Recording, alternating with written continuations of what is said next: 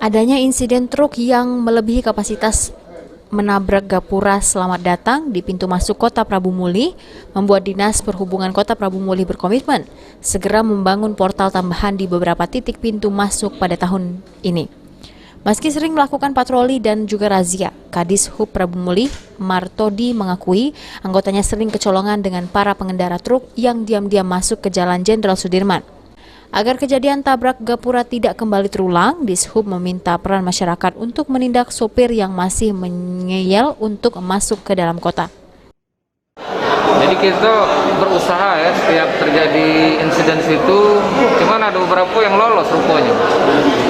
Dan bisa kita kejar, kita tangkap.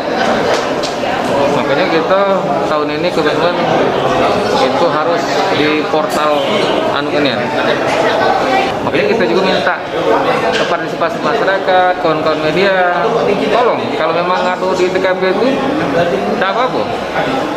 Setelahnya diamankan, sampai kita dengan pihak kepolisian ke TKP. Berdasarkan pantauan tim Liputan PAL TV, masih banyak angkutan barang yang melebihi kapasitas melintas di jalan protokol. Kadisub menegaskan bagi pengendara truk yang masih nekat melintas dan menabrak gapura akan ditindak dan diminta ganti rugi karena merusak fasilitas umum. Beni Firdaus, PAL TV.